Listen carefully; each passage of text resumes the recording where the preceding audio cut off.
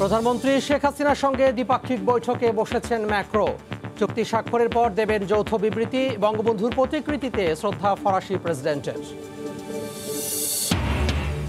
শাহজালাল বিমানবন্দরের third terminal ঘিরে বহুমুখী যোগাযোগ ব্যবস্থা। এক্সপ্রেসওয়ে, মেট্রোর কানেক্টিভিটি, যানজট থেকে মুক্তির দিশা আকাশপথের যাত্রীদের। গার্মেন্টস পণ্যের আড়ালে এবার মুড়ি সেমাই পাঠিয়ে অর্থ পাচারের চেষ্টা। প্রণোদনা হিসেবে কোটি টাকা হাতিয়ে নিচ্ছে চক্র। এক মাসে 20 চালান আটকে দিল কাস্টমস। র্যাব পরিচয়ে ব্যবসায়ের 35 লাখ টাকা স্বর্ণালংকার লুট। স্ত্রীর সাহসী ভূমিকায় অপহরণের চেষ্টা ব্যর্থ। কেরানীগঞ্জের ঘটনায় কেউ গ্রেফতার না হলেও মাইক্রোবাস শনাক্ত।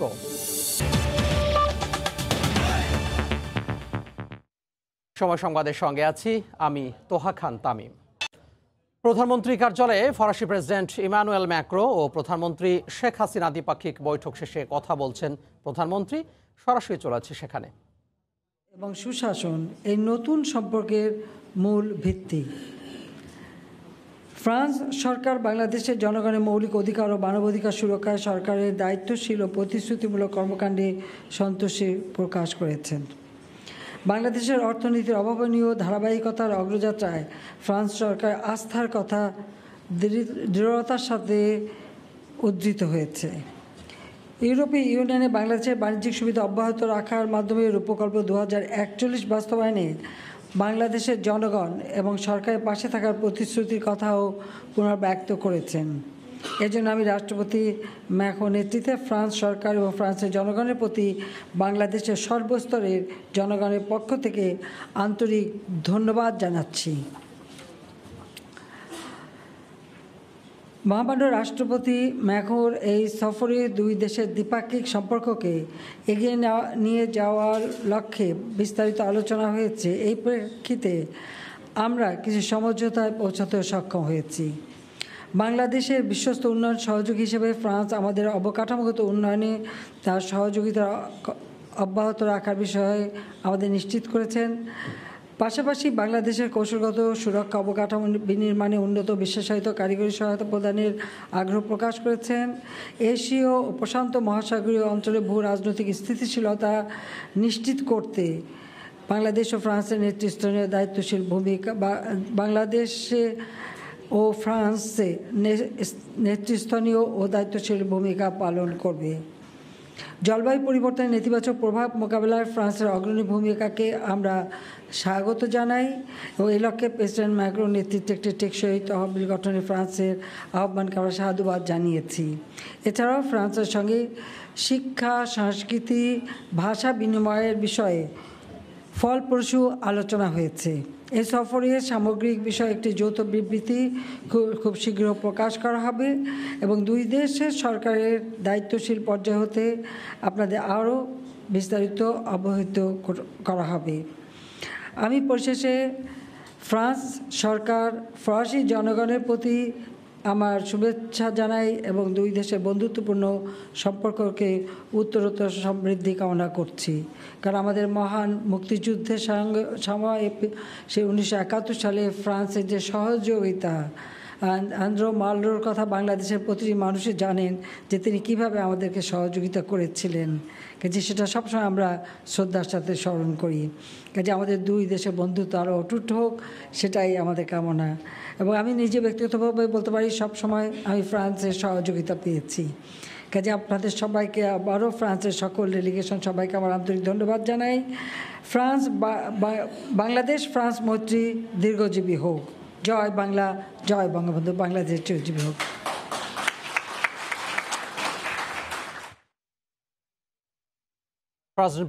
ফ্রান্সের প্রেসিডেন্ট ইমানুয়েল ম্যাক্রো এবং প্রধানমন্ত্রীর সাথে শেখ হাসিনার যে বৈঠক হচ্ছিল, বৈঠক শেষে প্রধানমন্ত্রী শেখ হাসিনা কথা বলছিলেন। আমরা সরাসরি যুক্ত ছিলাম সেখান থেকে। ধানমন্ডি 32 নম্বরে এর আগে জাতির পিতা বঙ্গবন্ধু শেখ মুজিবুর রহমানের প্রতিকৃতিতে শ্রদ্ধা জানিয়েছেন ঢাকা সফররত ফরাসি প্রেসিডেন্ট ইমানুয়েল ম্যাক্রো। সকালে বঙ্গবন্ধু স্মৃতি জাদুঘরে পৌঁছালে ফ্রান্স প্রেসিডেন্টকে স্বাগত জানান বঙ্গবন্ধুর ছোট কন্যা শেখ রেহানা, দৌহিত্র রাদওয়ান মুজিব সিদ্দিক। এ সময় সেখানে উপস্থিত ছিলেন তথ্যমন্ত্রী হাসান মাহমুদ। অবিসংবাদিত নেতার স্মৃতির প্রতি ফুল দিয়ে শ্রদ্ধা জানান ইমানুয়েল ম্যাক্রো। নীরবে দাঁড়িয়ে থাকেন। কিছুক্ষণ পরে তাকে বঙ্গবন্ধু স্মৃতি জাদুঘর ঘুরে দেখান জাতির পিতার পরিবারের সদস্যরা।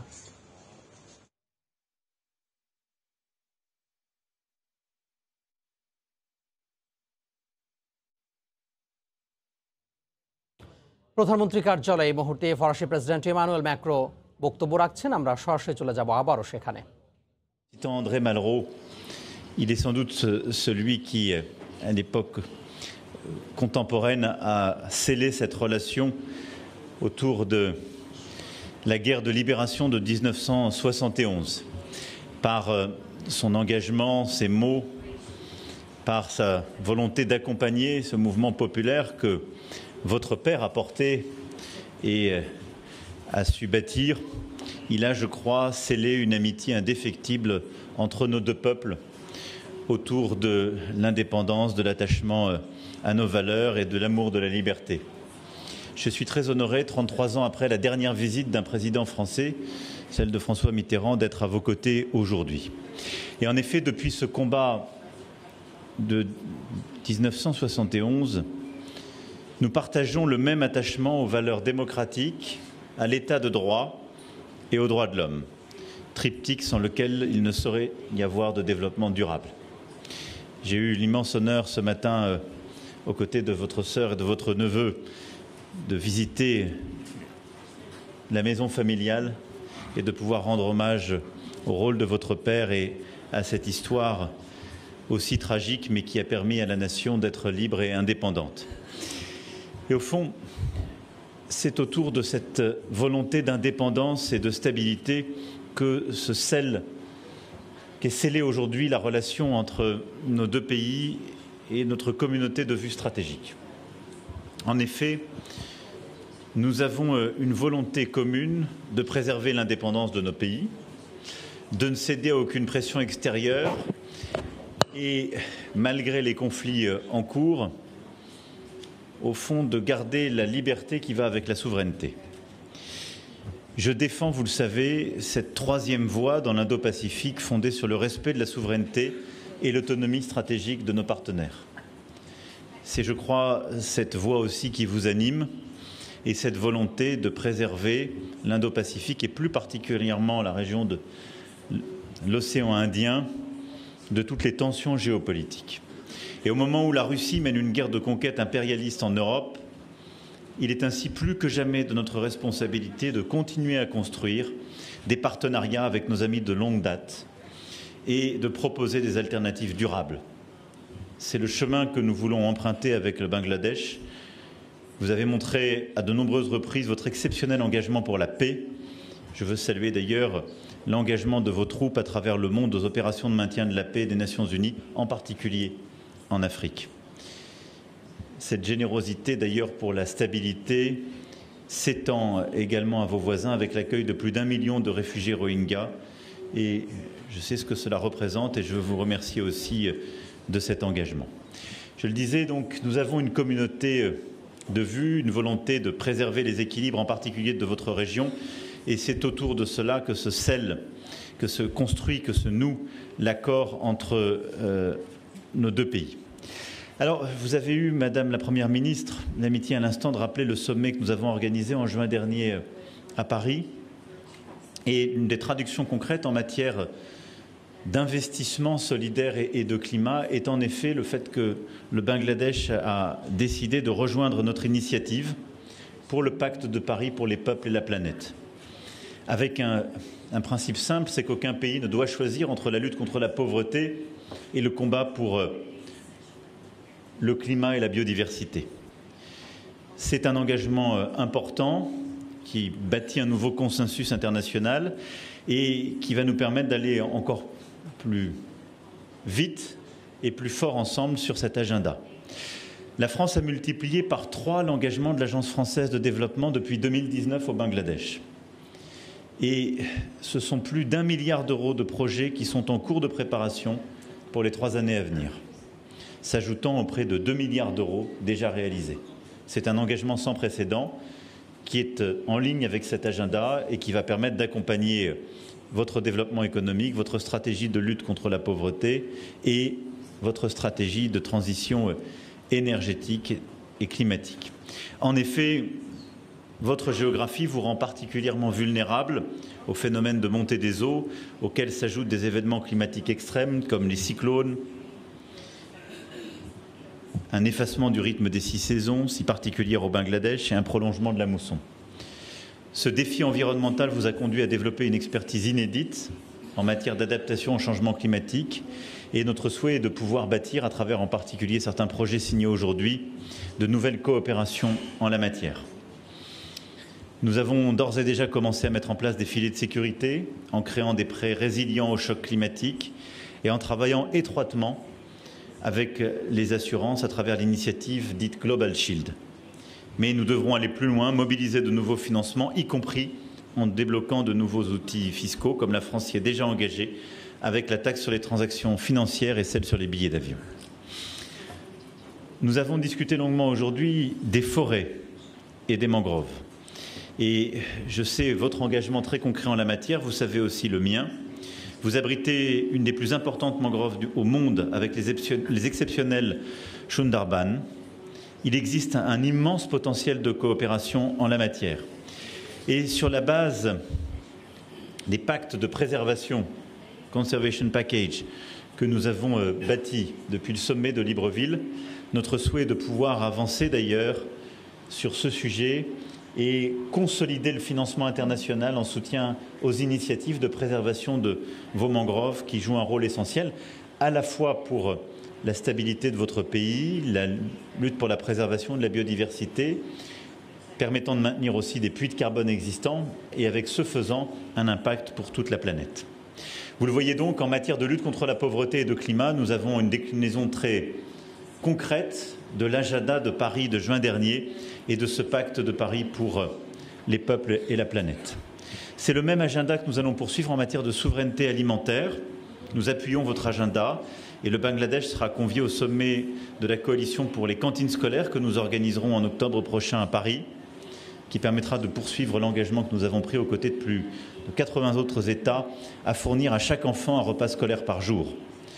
Vous avez d'ailleurs anticipé vous-même, Madame la Première ministre, ce type d'initiative avec le programme mis en place il y a plusieurs années en faveur des enfants scolarisés dans votre pays.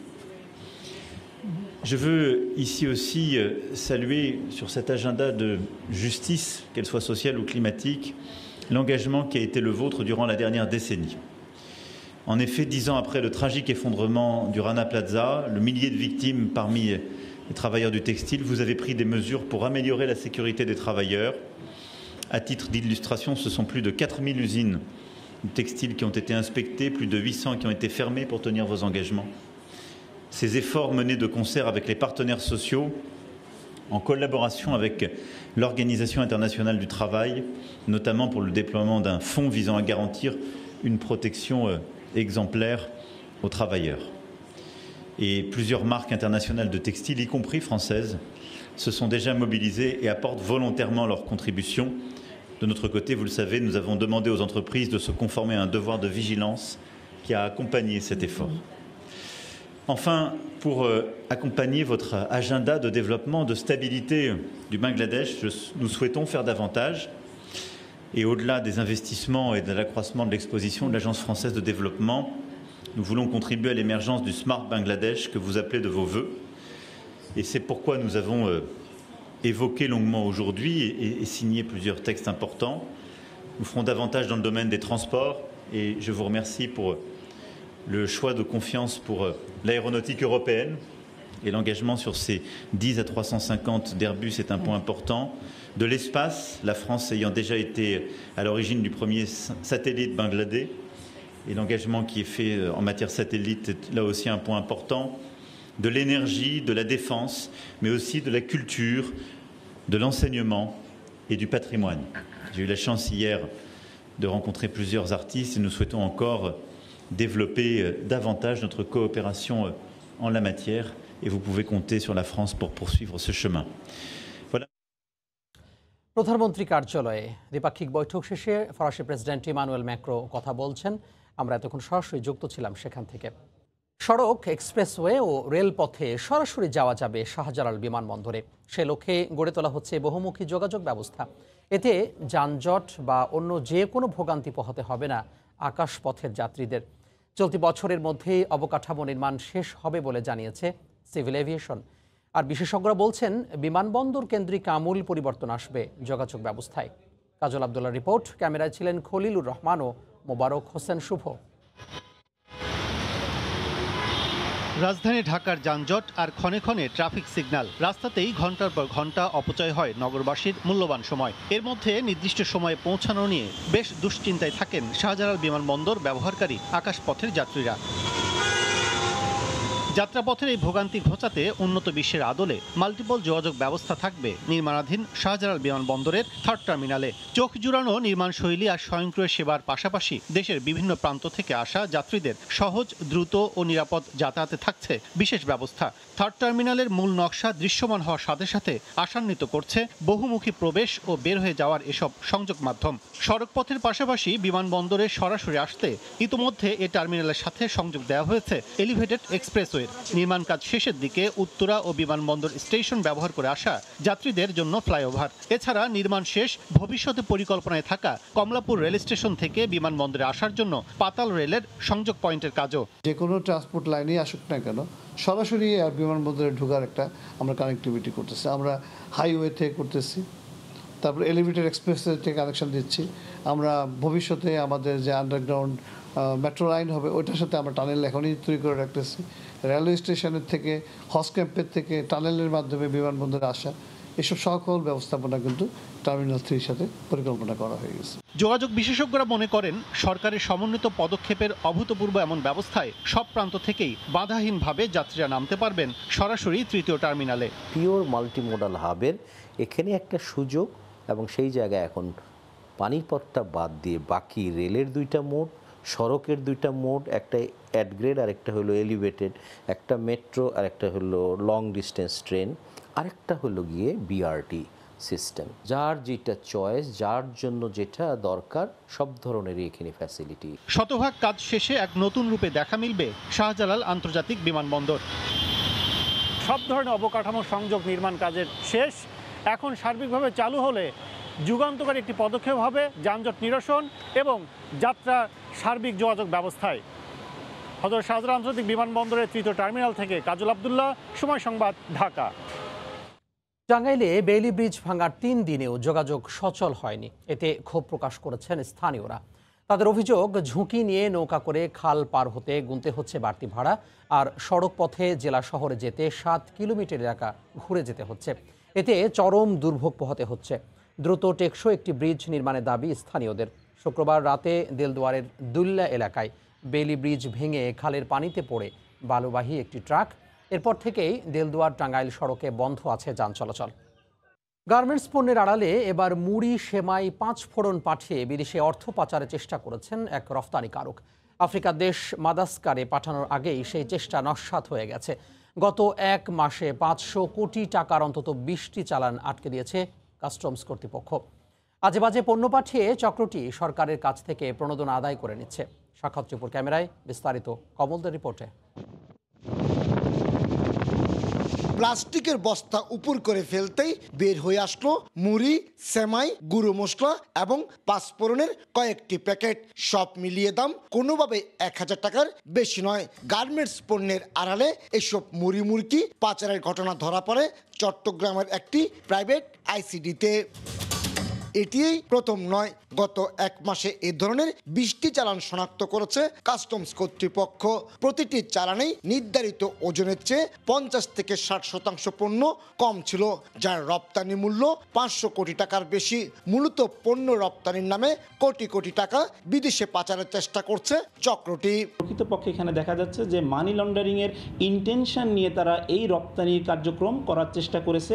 পণ্য রপ্তানির আড়ালে টাকা পাচারের সাথে রপ্তানিকারক প্রতিষ্ঠান হিসেবে যেমন গার্মেন্টস মালিকেরা রয়েছেন, তেমনি সহযোগী হিসেবে কাজ করছে বেশ কটি C&F প্রতিষ্ঠানও। মূলত অপ্রচলিত দেশগুলোতে মোট পণ্য রপ্তানির উপর 4% হারে প্রণোদনা দিচ্ছে সরকার। এই চক্র একদিকে যেমন বিদেশে টাকা পাচার করছে, অন্যদিকে সরকারের কাছ থেকে প্রণোদনা হিসেবে হাতিয়ে নিচ্ছে কোটি টাকা। C&F এজেন্ট যদি জড়িত থাকে সেটার সাথে দায় আমাদের নিশ্চয়ই আছে। তবে এই রপ্তানি পণ্য আসার আগে এটা কি আমাদের পক্ষে জানা সম্ভব যে এটার ভিতরে কি গার্মেন্টসের পণ্য আছে। সবসময় এক্সপোর্টের ক্ষেত্রে যদি এক্সপোর্ট অর্ডারগুলো এবং সকল ডকুমেন্ট এবং ইএক্সপির মূল্য সব কিছুই যদি আপনার একত্রে করে এটা যদি অব্যাহত থাকে তাহলে তো রোধ করা সম্ভব। বিশ্ববাজারে বাংলাদেশের গার্মেন্টস পণ্যকে হুমকির মুখে ফেলতে একটি চক্র এ ধরনের পণ্য পাঠিয়ে স্যাবোটাজ করছে বলে মনে করছেন বিজিএমই এর অন্যতম এই শীর্ষ নেতা। সরকারের রাজস্ব ফাঁকি দেওয়ার যেই একটা প্রক্রিয়া শুরু হয়েছে তাদের বিরুদ্ধে শাস্তিমূলক ব্যবস্থা করার জন্য বিজিএমইর পক্ষ থেকে আমরা দাবি জানাচ্ছি। এর আগে শুল্ক গোয়েন্দা কর্তৃপক্ষ মার্চ এবং সেপ্টেম্বর মাসে দুটি অনুসন্ধানে 14টি প্রতিষ্ঠানের 679 কোটি টাকা পাচারের তথ্য উদ্ঘাটন করে। বছরে প্রায় 46 বিলিয়ন মার্কিন ডলারের পণ্য রপ্তানি করছেন বাংলাদেশের গার্মেন্টস ব্যবসায়ীরা। এ বিশ্ব মন্দার মাঝেও সে হার ধরে রেখেছে, কিন্তু অপ্রচলিত বাজারে পণ্য রপ্তানির নামে টাকা পাচার করছে ট্রেডাররা। আর এর ফলে মূল গার্মেন্টস ব্যবসায়ীদের নানা ধরনের জটিলতায় পড়তে হচ্ছে, এমনটি অভিযোগ বিজিএমই এর। চট্টগ্রামের বায়েজিদ শিল্পাঞ্চল থেকে কমল দে, সময় সংবাদ। সময় সংবাদ। তুরাগ নদে নৌকায় ভ্রমণ করতে গেছেন ফরাসি প্রেসিডেন্ট ইমানুয়েল ম্যাক্রো। এই মুহূর্তে রাজধানী আমিন বাজারের তুরাগ নদে পাড়ে আছেন সহকর্মী রাশেদ বাপ্পি। আমরা সরাসরি যুক্ত হব তার সঙ্গে। 2 দিনের সফরে ফরাসি প্রেসিডেন্ট ইমানুয়েল ম্যাক্রো ঢাকায় রয়েছেন। তবে 2 দিনের যে সফর, সেই সফরের দ্বিতীয় দিনের যে বিশেষ কয়েকটি সফর সূচি রয়েছে তার মধ্যে অন্যতম হচ্ছে তুরাগ নদে ভ্রমণ। ঠিক এই মুহূর্তে আমরা দেখতে পাচ্ছি ফরাসি প্রেসিডেন্ট ইমানুয়েল ম্যাক্রোকে বহনকারী যে ট্রলারটি অর্থাৎ ইঞ্জিন চালিত যে নৌকাটি সেটি তুরাগ নদের ভেতরে ঘুরছে। কিছুক্ষণ আগেই তিনি এখানে এসে পৌঁছেছেন, অর্থাৎ গণভবনে প্রধানমন্ত্রী শেখ হাসিনার সঙ্গে যে দ্বিপাক্ষিক বৈঠক, তারপরে তারা যে বিবৃতি দিয়েছেন সেই বিবৃতির যে আনুষ্ঠানিকতা, সেই আনুষ্ঠানিকতা শেষে ঠিক এই মুহূর্তে আমরা দেখতে পাচ্ছি তুরাগ নদের ভেতরে তাকে বহনকারী যে যন্ত্রচালিত নৌকা সেটি কিন্তু ঘুরে বেড়াচ্ছে। পাশাপাশি আরেকটি বিষয়, এখানে এখনই মাত্রই বৃষ্টি শুরু হয়েছে, অর্থাৎ এই সময়ে আমরা দেখতে পাচ্ছি যে ভরা নদী, কিছুদিন ধরেই বৃষ্টি হচ্ছে, সেই বৃষ্টিতে স্বচ্ছ পানির যে জল, সেই জলের মধ্যে গুড়ি গুড়ি বৃষ্টি, সবকিছু মিলিয়ে চমৎকার একটি পরিবেশ। সেই পরিবেশটি কিন্তু তিনি অবলোকন করছেন। এবং ইমানুয়েল ম্যাক্রো যে 2 দিনের সফরে রয়েছেন, গতকাল তিনি ঢাকায় এসে পৌঁছান G20 সম্মেলন শেষ করে। প্রধানমন্ত্রী শেখ হাসিনা একই দিন অর্থাৎ গতকালকে তিনিও এসে পৌঁছেছেন। এবং এই যে 2 দিনের সফর, সেই 2 দিনের সফরের উল্লেখযোগ্য যে বিষয়টি সেটি আমরা গতকাল রাতেও দেখেছি, যে গতকাল রাতে তিনি কিন্তু বিশেষ তার সফরের মধ্যে উল্লেখযোগ্য একটি বিষয় ছিল, তিনি গিয়েছিলেন সঙ্গীত শিল্পী রাহুল আনন্দর বাসায়। তিনি একজন নিজেও গিটারিস্ট, সবকিছু মিলিয়ে তার ভেতরে যে সৌন্দর্য বোধ, তার মধ্যে যে একটি প্রকৃতির কাছে চলে আসার যে বিষয়, সেটি কিন্তু আমরা এবারের সফরে দেখতে পাচ্ছি। বিশেষ করে এই যে তুরাগ নদের কাছে ছুটে আসা, সেটিও কিন্তু চারটিখানি কথা নয়। সবকিছু মিলিয়ে তার যেই সফর, এই সফরের বেশ কিছু উল্লেখযোগ্য ঘটনা রয়েছে। সেই উল্লেখযোগ্য ঘটনার মধ্যে এই সফরের এই যে এখনকার যে বিষয়টি, সেটিও কিন্তু কোনো অংশে কম গুরুত্বপূর্ণ নয়। এবং আমরা বলছিলাম যে কিছুক্ষণ আগে এখানে বৃষ্টি শুরু হয়েছে এবং বৃষ্টির কারণে তুরাগ নদের যে গত কয়েকদিনের, আমরা জানি যে ঢাকার চারপাশে যে নদীগুলো রয়েছে সেই নদীগুলো দূষণে আসলে খুব একটা ভালো পরিবেশ থাকে না। তবে সাম্প্রতিক সময়ের যে এই যে বর্ষাকাল শেষ হলো, বর্ষা পরবর্তী তুরাগ দেখতে খুবই সুন্দর লাগছে। সেই তুরাগে ঘুরে ঘুরে তিনি দেখছেন, অর্থাৎ নদীমাতৃক বাংলাদেশের নদীর সাথে সংযুক্ত হওয়া, নদীর সাথে মিশে যাওয়ার যে বিষয়টি, সেটি কিন্তু আমরা ফরাসি প্রেসিডেন্টের এবারের এই সফরে দেখতে পাচ্ছি। পাশাপাশি আমরা যদি একটু হিসেব মিলিয়ে দেখি যে এই যে ফরাসি প্রেসিডেন্টের বাংলাদেশের সফর, সেটি কিন্তু কোনো অংশে কম গুরুত্বপূর্ণ নয়। কেননা বহু বছর পরে কিন্তু একজন কোনো ফরাসি প্রেসিডেন্ট বাংলাদেশে আসলেন। আমরা জানি এর আগে সেই 1990-এর দিকে সম্ভবত, যেমনটা আমরা জানি, তৎকালীন ফরাসি প্রেসিডেন্ট ছিল। পাশাপাশি এখন যে বিষয়টি আমরা দেখাচ্ছি সেটি হচ্ছে এখানে কিন্তু নৌকা বাইচ হচ্ছে, অর্থাৎ আবহমান বাংলার যে নৌকা বাইচ যে বিষয়টি, যেটি বাঙালির যে ঐতিহ্যের সাথে জড়িত। দর্শক, আপনারা দেখতে পাচ্ছেন নৌকা বাইচের আনুষ্ঠানিকতা রাখা হয়েছে ফরাসি প্রেসিডেন্ট ইমানুয়েল ম্যাক্রোকে দেখানোর জন্য। আমরা আসলে বিশ্বের দরবারে বাংলাকে তুলে ধরার জন্য যে যে বিষয়গুলো আছে সেগুলোই কিন্তু তুলে ধরা হচ্ছে ফরাসি প্রেসিডেন্টের এবারের সফরে। তিনি এই নৌকা বাইচের যে সৌন্দর্য সেটি অবলোকন করছেন। পাশাপাশি আরেকটি বিষয় বলতে হয়, ফরাসি প্রেসিডেন্ট যখন দেশে এসে পৌঁছান, অর্থাৎ গতকাল কিন্তু প্রধানমন্ত্রী শেখ হাসিনার আমন্ত্রণে বা সৌজন্যে নৈশ ভোজের আয়োজন করা হয়েছিল। সেখানে বেশ অনেক কিছু খাবারের আয়োজন ছিল। সেই খাবার থেকে যদি একটি দুটি খাবারের কথা আমরা বলি, সেখানে কিন্তু তাকে আমরাস জুস খাওয়ানো হয় বা পরিবেশন করা হয়, পাশাপাশি ইলিশ মাছ পরিবেশন করা হয়। অর্থাৎ এই যে একটি দেশকে পরিচয় করিয়ে দেওয়ার যে বিষয়টি, একটি দেশকে পরিচয় করিয়ে দিতে গেলে সেই দেশের ঐতিহ্য, সেই সংস্কৃতি সব কিছুর সাথে যে মিশিয়ে একটা মেলবন্ধন তৈরি করার বিষয়, সেটি কিন্তু আমরা এই ফরাসি প্রেসিডেন্টের এবারের সফরে দেখতে পাচ্ছি। তার নৌকাটি এখন এই তুরাগ নদের মধ্যেই আছে। তুরাগ নদের যে এখনকার যে বর্ষা পরবর্তী যে সৌন্দর্য, সেই সৌন্দর্য তিনি অবলোকন করছেন। এবং আজকের যে সফর, অর্থাৎ দ্বিতীয় দিনের যে সফরসূচি, সেটি যদি বলতে হয় তবে বলতে হয় যে তিনি সকালেই চলে গিয়েছিলেন ধানমন্ডি 32 নম্বরে জাতির পিতা বঙ্গবন্ধু শেখ মুজিবুর রহমানের প্রতিকৃতিতে তিনি শ্রদ্ধা নিবেদন করেছেন। তার সফর সঙ্গীরা তার সঙ্গে ছিলেন।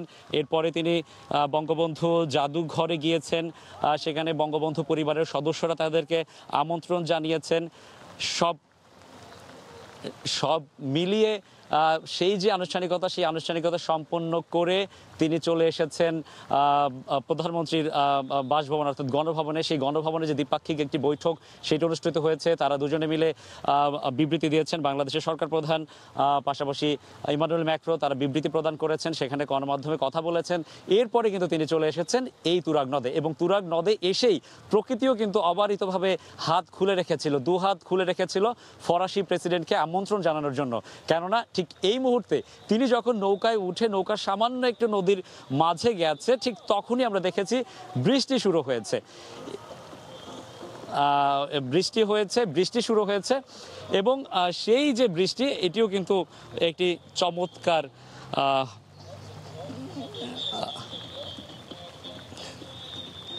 হ্যাঁ। এবং আরেকটি বিষয় না বললেই নয় যে আমরা যখনই দেখি কোনো বিশ্বের বড় বড় কর্তা ব্যক্তিরা আসেন, যে কোনো বিশ্বের প্রেসিডেন্ট বা সরকার প্রধান যখন আসেন, তারা কিন্তু রাষ্ট্রীয় কার্যক্রমের মধ্যেই সীমাবদ্ধ থাকতে আমরা দেখি। তবে এই যে ফরাসি প্রেসিডেন্ট ইমানুয়েল ম্যাক্রোর ক্ষেত্রে আমরা দেখতে পেলাম যে সে শুধু রাষ্ট্রীয় সফর বা রাষ্ট্রীয় কার্যক্রমের মধ্যেই সীমাবদ্ধ নেই। তিনি বাংলাকে দেখছেন, বাংলার প্রকৃতিকে দেখছেন। এবং বললাম যে বাংলার প্রকৃতিও কিন্তু দুহাত মেলে বসেছিল। তিনি নৌকায় ওঠার কিছুক্ষণ বাদেই বৃষ্টি শুরু হয়েছে, এবং সেই বৃষ্টি কিন্তু অনেক, মানে আমরা যদি বলি যে ভারী বৃষ্টি, সেই বৃষ্টিও না। সেই বৃষ্টি কিন্তু একদমই বলা যায় গুড়ি গুড়ি বৃষ্টি। অর্থাৎ এই বৃষ্টিতে বড় কোনো ক্ষতিও হবে না, কিন্তু এই যে প্রকৃতি, সেই প্রকৃতি কিন্তু তিনি দেখতে পাবেন, সেই সৌন্দর্য দেখতে পাচ্ছেন। আরেকটি বিষয় জানিয়ে রাখি, আমরা শুরুতে যে বিষয়টি বলেছিলাম, আসলে এই নদীতে আসার আগে বা তুরাগ নদে আসার আগে তিনি প্রধানমন্ত্রীর কার্যালয়ের আনুষ্ঠানিকতার মধ্যে ছিলেন। অর্থাৎ প্রধানমন্ত্রীর কার্যালয়ে প্রধানমন্ত্রী শেখ হাসিনা এবং ইমানুয়েল ম্যাক্রোর মধ্যে একটি বৈঠক অনুষ্ঠিত হয়, দ্বিপাক্ষিক বৈঠক। সেই বৈঠক শেষ করে, বিবৃতি প্রদান অনুষ্ঠান শেষ করে কিন্তু তিনি চলে আসেন। এবার আমি আবারও নৌকা বাইচের কাছে যেতে বলবো আমার সহকর্মীকে। এবার দেখতে পাচ্ছি আমাদের ডান পাশ থেকে নৌকা বাইচটি আবারও ছুটে আসছে। অর্থাৎ তুরাগ নদের এক প্রান্ত থেকে আরেক প্রান্তে যে ছুটে বেড়ানোর যে বিষয়টি নৌকা বাইচ, সেটি এর সৌন্দর্য আসলে ভাষায় প্রকাশ করা যাবে না। লম্বাকৃতির যে নৌকা বিশেষভাবে তৈরি করা হয় শুধুমাত্র এই গ্রামীণ সংস্কৃতি তুলে ধরার জন্য, সেই লম্বাকৃতির নৌকা বাইচ বাঙালির আবহমান বাংলার যে সংস্কৃতি, তার মধ্যে কিন্তু অন্যতম। সেটি কিন্তু দেখতে পাচ্ছেন ইমানুয়েল ম্যাক্রো। অর্থাৎ তার ভেতরে শুধু রাষ্ট্রীয় কার্যক্রমের মধ্যে তিনি সীমাবদ্ধ ছিলেন না, তিনি এই যে আবহমান বাংলার যে সৌন্দর্য, সেটিও কিন্তু অবলোকন করছেন। পাশাপাশি গত রাতের কথা আবারও টেনে আনতে হয়, কেননা গত রাতে আমরা দেখেছি তিনি জলের গানের সঙ্গীত শিল্পী রাহুল আনন্দের বাসায় গিয়েছিলেন, এবং সেখানে গিয়ে কিন্তু সঙ্গীতের সঙ্গে পরিচয় হয়েছেন। বাংলার যে সঙ্গীত, সেই সঙ্গীতও কিন্তু অনেক সমৃদ্ধ একটি বিষয়। তিনি দেখেছি আমরা গণমাধ্যমে বা সামাজিক যোগাযোগ মাধ্যমে যে ভিডিও এসেছে, সেখানে আমরা দেখতে পেয়েছি তিনি একতারা বাজিয়েছেন এবং তাকে একতারা উপহার দেওয়া হয়। সবকিছু মিলিয়ে বাংলার সঙ্গে মিশে যাওয়া, বাঙালির সঙ্গে মিশে যাওয়া, সেটি কিন্তু আমরা দেখেছি। আর তার যে নৌকা, সেই নৌকাটি যদি আমরা বলি, এখন যে নৌকা সেটি নয়, এখন যেটি আমরা নদীতে দেখতে পাচ্ছি সেটি নয়, তার নৌকা একটু দূরে চলে গিয়েছে। আবার এই প্রান্তে যখন আসবে তখন আমরা দেখানোর চেষ্টা করব। তার নৌকাটিও কিন্তু এই ঘাটে যেসব নৌকাগুলো আমরা দেখি, অর্থাৎ পারাপারের জন্য যেসব নৌকা ব্যবহার করা হয় সেরকম নৌকাই, সেই নৌকায় ভেতরে বসে তিনি নিজের চোখে স্বচক্ষে বাংলার এই যে আবহমান বাংলার যে সৌন্দর্য সেটি কিন্তু দেখছেন। সেটি তার সফর সঙ্গীরাও তার সঙ্গে রয়েছেন। অর্থাৎ একটি দেশের প্রধান, একটি দেশের সরকার প্রধান, রাষ্ট্রপ্রধান হয়ে আরেকটি দেশে এসে সেই দেশের শুধুমাত্র প্রশাসনিক বা রাষ্ট্রীয় কার্যক্রমের মধ্যে সীমাবদ্ধ থাকা কিন্তু বিষয় নয়। অর্থাৎ সেই দেশের যে প্রকৃতির যে সৌন্দর্য, সেই দেশের মধ্যে যে একটি প্রকৃতির কতটা সুন্দর সেগুলো দেখা, সেখানকার সংস্কৃতির সাথে পরিচয় হওয়া, সেখানকার খাবারের যে বৈচিত্র্য সেগুলো দেখা, এইটিই কিন্তু অনেক বড় বিষয়। সব কিছুই কিন্তু আমরা ইমানুয়েল ম্যাক্রোর যে এবারের সফর, সেই সফরে দেখতে পেয়েছি। একটু আগে বলেছি যে আমরা এই যে বিশেষ একটি দেশের রাষ্ট্রপ্রধান এখানে আসা বা বাংলাদেশের সফর, বাংলাদেশে কিন্তু শুধুমাত্র বা আগে পরে অনেকেই এসেছেন, অনেকেই আসেন, কিন্তু এভাবে প্রকৃতির সঙ্গে মিশে যাওয়া, হাতে অল্প কিছু সময় কিন্তু অনেক বেশি নয়, মাত্র 2 দিনের সফর। গতকাল রাতে এসে পৌঁছেছেন, আজকেই কিন্তু আবার তিনি চলে যাবেন। অর্থাৎ এই যে স্বল্প সময়ের মধ্যেও যে হাতে যে অল্প সময় রয়েছে, সেই সময়ের মধ্যেও যে সময়ের সদ্ব্যবহার করা যায়, পুরো সময়টুকু জুড়ে দেখা যায়, একটি দেশকে দেখা যায়, একটি দেশের সৌন্দর্য অবলোকন করা যায়, একটি দেশের মানুষকে বোঝা যায়, জানা যায়, সেটি কিন্তু কোনো অংশে কম নয়। আর পাশাপাশি হচ্ছে সরকারি অনুষ্ঠান বা রাষ্ট্রের অনুষ্ঠান, বড় বড় অনুষ্ঠানের সঙ্গে যে মুখগুলো দেখা যায়, সব তো পরিচিত মুখ।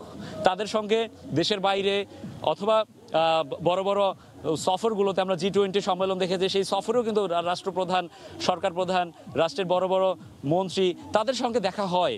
কিন্তু এখন যে এই তুরাগ নদে এসে যে মুখগুলোকে দেখা যাবে, যে কচুরিপানা ভেসে যাচ্ছে এই তুরাগ নদ দিয়ে, সেই কচুরিপানাকে দেখা, সেই যে ছোট ছোট নৌকা ঘাটে বাঁধা আছে সেই নৌকা দেখা, এখানকার মানুষের যে কর্মকাণ্ড, এখানকার মানুষের যে দৈনন্দিন কাজ তারা যেভাবে করেন, এই বিষয়গুলোকে যে দেখা, এটি কিন্তু চারটিখানি বিষয় নয়। এই বিষয়গুলো তিনি নিজের চোখে দেখতে পাচ্ছেন। এটি কিন্তু খুবই সত্যি খুবই চমৎকার একটি বিষয়। পাশাপাশি বলতেই হয় প্রকৃতিও কিন্তু এখানে খুব বড় একটি ভূমিকা পালন করেছে। ইমানুয়েল ম্যাক্রো যখনই নৌকায় উঠে সামান্য একটু এগিয়েছেন, তখনই আমরা দেখেছি গুড়ি গুড়ি বৃষ্টি হচ্ছে। সেই গুড়ি গুড়ি বৃষ্টিতে আমিও কিছুটা ভিজে গিয়েছি। অর্থাৎ এই গুড়ি গুড়ি বৃষ্টির মাঝে প্রাকৃতিক সৌন্দর্য তুরাগ নদকে তিনি অবলোকন করছেন। সবকিছু মিলে এই ছিল ফ্রান্সের যে প্রেসিডেন্ট ইমানুয়েল ম্যাক্রোর তুরাগ নদ পরিদর্শন, তার সবশেষ খবর। আমরা সরাসরি যুক্ত হয়েছিলাম তুরাগ নদের পাড় থেকে, সহকর্মী যুক্ত ছিলেন রাশেদ বাপ্পি। এই ছিল সময় সংবাদে, সঙ্গে থাকুন সময়ের।